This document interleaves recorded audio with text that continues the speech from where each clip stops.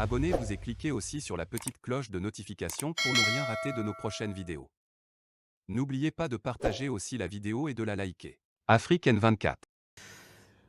Après Pelé, est-ce qu'on a un autre... On n'a pas encore un autre auditeur.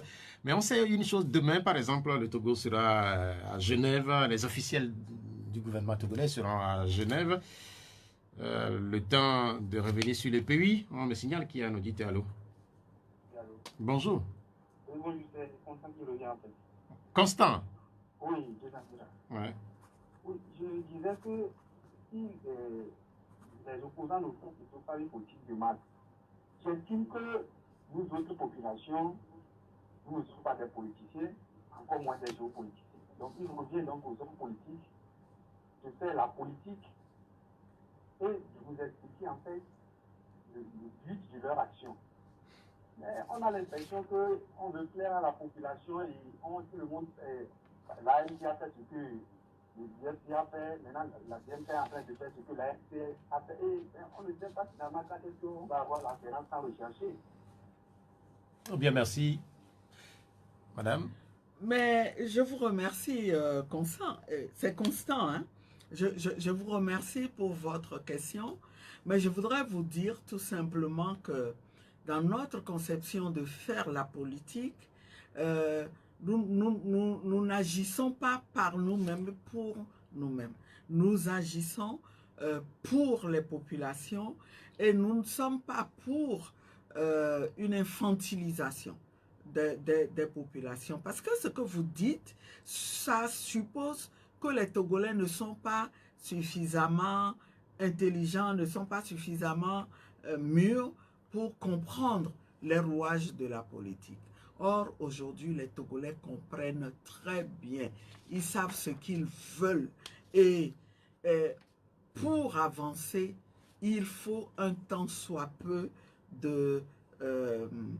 d'harmonie entre ce que vous faites et ce que le peuple veut. Vous ne vous mettez pas au-dessus du peuple en disant « ce peuple ne comprend rien, je fais le choix à sa place et puis je lui explique ».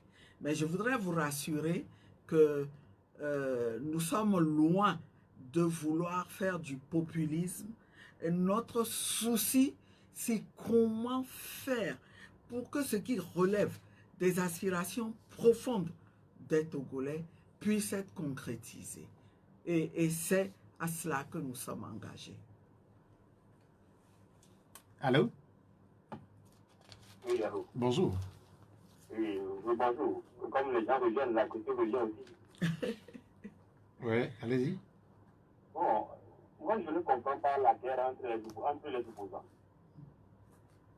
Cette attaque entre les opposants, moi je n'arrive pas à comprendre. Ils laissent le parti au pouvoir tranquille et ils se font la guerre. Je ne comprends pas. Un de mes prédécesseurs a dit tout à l'heure, en faisant ces choses-là, bon, ça va finir quand? Ça va finir quand? Et aussi, la jeune génération aussi va apprendre ces gens de faire la politique. Changeons de méthode. Merci. Bien, merci, c'est noté. Il dit que vous faites à la guerre entre vous. Non, je pense que il désapprouve. Il désapprouve et je suis tout à fait d'accord avec lui.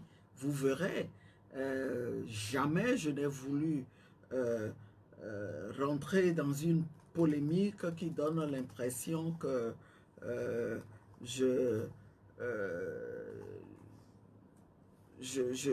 m'oppose plutôt à un parti d'opposition plutôt que de m'opposer au régime en place. Mon adversaire, notre adversaire à la DMK, c'est le régime en place. Mais quand un parti donné adopte une position qui renforce le régime en place, nous le disons. Ça, il faut le dire. Ce n'est pas s'opposer à ce parti. Et c'est ce que nous faisons. Je disais tantôt que demain, le Togo repasse aux Nations Unies à Genève pour l'examen périodique universel. L'exercice va avoir lieu demain, 6 mois après le passage devant le comité des droits de l'homme. N'est-ce pas d'abord une volonté affichée des autorités togolaises à faire évoluer un sujet aussi important que sont les droits de l'homme? c'est plutôt une volonté de continuer à présenter une image présentable à l'extérieur. Parce que vous voyez, s'il y avait véritablement une volonté à faire avancer la question des droits de l'homme au Togo, eh bien, on aurait constaté beaucoup de progrès. Ce n'est pas ce même comité qui a recommandé, par exemple, que la prison de Lomé soit fermée. C'était le comité contre la torture. Oui, oui, mais de toute façon, ce comité-là relève toujours des Nations Unies et donc c'est une question qui fait partie de la problématique des droits de l'homme. Il y a eu cette recommandation dans ce pays et il y a eu plein de recommandations qui n'ont pas été suivies des faits. Et en plus, depuis le dernier passage, euh, ce régime a commis des actes qui sont des actes de violation des droits de l'homme. Tout ce à quoi on a assisté comme arrestation arbitraire. Et avec tout ça, je me demande comment on va pouvoir démontrer là-bas qu'on fait des efforts en matière de droits de l'homme. Cet assaut qui est lancé contre les journalistes qui travaillent de manière autonome, indépendante et sont amenés à dire ce qui ne va pas dans le pays, eh bien, ça fait partie des actes qui ont été posés en dernier ressort et qui montrent vraiment qu'il n'y a aucune volonté d'avancer sur ce sujet. Maintenant, on va s'organiser, on va essayer de faire un lobby pour expliquer qu'on a telle contrainte, telle autre contrainte. On va emmener là-bas une très forte délégation de gens qui vont aller, qui vont chercher à prouver ce qui n'existe pas. Et c'est dommage. Moi, je pense, de plus en plus, je remets en cause tout ce système-là de monitoring des droits de l'homme, qui est fondé sur le principe que les États sont souverains et qu'il faut les amener, progressivement. Finalement, ça donne l'impression d'une certaine hypocrisie et de gaspillage de beaucoup de ressources. Mais la situation que vous décrivez, elle est partagée par un certain nombre d'observateurs aussi, mais elle n'est pas propre au Togo, puisque beaucoup de pays participent justement Bien à sûr, ce scénario-là. malheureusement, c'est pour ça que le monde va si mal. C'est pour ça que le monde va si mal. Et il est temps de refonder toutes ces institutions-là qui sont censées agir au nom des peuples, mais qui finalement ne tiennent pas compte de ce que les peuples pensent vraiment. Vous avez parlé tantôt de la situation de la prison civile de Lomé. C'est vrai qu'il y a un peu plus de 2 ans, le comité contre la torture a décidé ou a demandé à ce que cette prison-là soit fermée. À la prison civile de Lomé, il y a un certain nombre d'acteurs publics qui y sont parce que détenus depuis quelque temps. Qu'est-ce que vous voulez entendre de la bouche des Togolais qui représentent le gouvernement demain sur cette question si elle venait à être posée? Qu'ils seront bientôt libérés? Ben, bien sûr, je souhaiterais qu'ils saisissent cette opportunité-là pour prendre l'engagement de libérer ces détenus. Et c'est quelque chose que nous demandons depuis fort longtemps et qu'on demande avec insistance. Et ce serait dommage que le régime continue à faire la sourde oreille. Parce que, voyez-vous, quand on voit ce qui se passe globalement dans le monde, et plus près de chez nous, et qu'on est vraiment non seulement responsable, mais qu'on aime son pays, je pense que actuellement, on n'a pas d'autre choix que d'anticiper positivement sur ce qui pourrait arriver de dommageable au pays. Et cela suppose qu'on ne laisse pas les problèmes dans l'état où ils sont, mais qu'on s'y attaque et qu'on les règle véritablement. Et l'un des problèmes préoccupants, c'est justement que des gens se trouvent en détention pour leurs convictions politiques, pour avoir émis une opinion qui ne plaît pas. Ce n'est pas normal. Ce n'est pas normal.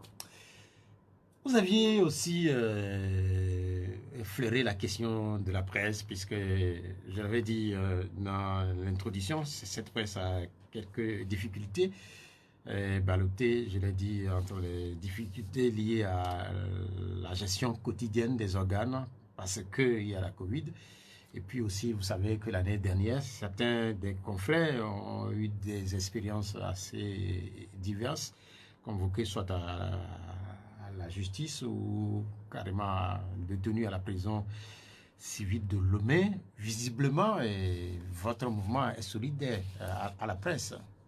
Bien sûr, bien sûr. La liberté de presse est un des acquis de la longue lutte que nous menons pour la démocratie et nous en sommes jaloux. Nous pensons qu'elle est très utile à notre pays, elle est très utile aux populations parce que la presse contribue à apporter un certain éclairage à la vie politique, économique et sociale du pays. Moi, quand j'écoute les radios chaque jour, je me dis, mon Dieu, quel travail ils abattent. Et ils ont besoin de travailler en toute sérénité. Et je trouve encore une fois dommageable que sur cette question-là, où le Togo semblait avoir donné l'exemple, être un exemple pour beaucoup d'autres pays, je suis vraiment peiné qu'il y ait eu autant de recul. Mais en même temps, ça traduit le fait que il n'y a pas encore une adhésion du système que nous combattons à la démocratie. On consent certaines avancées parce qu'on y est obligé, et même quand ces avancées-là sont acceptées, on laisse de petits pièges qui permettent, le moment voulu, de bâillonner ceux qu'on veut bâillonner. Donc, moi, je crois qu'il est temps, et je suis d'accord avec le patronat de la presse qui demande que il y ait une révision du texte qui régit la presse. Il faut que cette révision aille dans le sens du renforcement de la liberté de presse et que la dépénalisation des délits de presse reste de mise, que ce soit une dépénalisation absolue, qu'on n'ait plus l'opportunité de dire « Ah, vous vous êtes exprimé sur ce canal-là, eh bien lui, il n'est pas compris. » Mais quand même, on est journaliste ou on ne l'est pas, peu importe là où on s'exprime. Est-ce que la question, c'est pas aussi celle du professionnalisme des journalistes? Parce qu'on a lu beaucoup de tests ces derniers temps. Certains pensent même que les journalistes ne sont pas assez au parfum des tests qui régissent la corporation. Certainement qu'il y a toujours un besoin de renforcer le professionnalisme des journalistes. Mais il y a des moyens pour les amener à faire. Ce n'est pas en bâillonnant qu'on crée les conditions pour qu'il y ait un renforcement du professionnalisme. Et moi, je trouve que les journalistes togolais sont plutôt à féliciter. Quand on voit les conditions dans lesquelles ils travaillent, eh bien, pour que cette liberté de presse-là aussi aide et aille de pair avec le professionnalisme, il faut en face que ça rencontre une certaine ouverture. Et ce que vous pouvez reprocher à des journalistes au Togo comme étant trop osés, eh bien, il y a 10 fois plus osé ailleurs. Pourtant, on n'embastille pas les gens. Voyez-vous, on est au contraire dans un domaine qui montre que nous ne sommes pas encore en démocratie au Togo, comme on voudrait le faire croire. Encore 4 minutes et on va se séparer. Je ne sais pas si il vous arrive, par ces temps de football, de Coupe d'Afrique des Nations, de regarder de temps en temps, de jeter un regard sur votre poste téléviseur. Vous êtes football? Je ne suis pas vraiment football, mais quand le Togo est concerné par civisme, hein, je fais l'effort de suivre et je regrette énormément que... Mais justement, le Togo n'y était pas. Voilà, je le regrette énormément et je formule le vœu que il y ait des efforts qui aboutissent à un nouveau redémarrage du football togolais. Mais on sent, vous savez, l'un des problèmes aussi, c'est qu'on veut mettre le grappin politique sur le football aussi. Ce pays est à refonder. Il est à refonder. C'est votre sentiment que... La situation politique aussi a un impact, hein, parce que ce n'est pas un domaine dans lequel les parties prenantes ont vraiment la liberté de prendre les décisions qu'il faut pour que le football se porte bien. On veut contrôler politiquement le football aussi. C'est aussi un des mots profonds du football togolais. C'est vrai que au Cameroun, des pays comme les Comores, la Gambie, des petits pays ont grandi, c'est ce que j'ai dit dans mon introduction. On a été surpris par la prestation de ces pays-là. On espère que le Togo va pouvoir se qualifier pour être présent à la prochaine CAN qui va avoir lieu en Côte d'Ivoire. La Côte d'Ivoire, c'est pas très loin, c'est à côté. Je l'espère aussi et je sais que c'est le vœu de tous les Togolais qui aiment tant ce sport-là et qui sont déçus des résultats que nous avons depuis plusieurs années. Hein? Nous allons vous permettre de clôturer. Nous avons parlé de beaucoup de sujets. Nous avons évoqué au départ la situation au Burkina Faso. On continue pas sur cette situation-là. À cet instant, les autorités rassurent toujours qu'elles ont la situation en main, qu'il ne s'agit pas de coup d'État, mais de mécontentement d'un certain nombre de soldats. On va prier pour ce pays. Et puis, on a parlé également du Mali et puis aussi du Togo. Quelle est votre conclusion globale? D'abord, je voudrais vous remercier pour cette opportunité que vous m'offrez. Et je voudrais dire aux Togolais auxquels j'ai eu la chance de parler encore pendant 1h30 qu'il faut que nous tenions bon. Il y a un environnement qui est favorable à des changements profonds dans tous les pays. Ce n'est pas maintenant que nous devons baisser les bras, au contraire, il faut que nous nous organisions aussi pour saisir cette opportunité-là et faire en sorte que nos aspirations profondes soient concrétisées cette année. Et nous y travaillons, mais nous aimerions que ce soit toujours avec eux et ensemble nous parviendrons à atteindre nos objectifs. Merci. Merci à tous et à toutes de m'avoir écouté. Merci beaucoup, Brigitte Adiamagbo-Johnson. Je rappelle que vous êtes la coordinatrice de la dynamique Monseigneur Podro. Merci d'avoir accepté participer à cette deuxième émission de l'année. Nous espérons vous avoir encore plus souvent au cours de cette année et qui commencer. L'émission sera rediffusée tout à l'heure à partir de 19h. Merci à Vincent Selassie Bogakou Doyon pour la mise en onde technique. Je suis Pierre Atiobé. Au revoir. Likez la vidéo si ce n'est pas déjà fait. Laissez aussi votre point de vue en commentaire.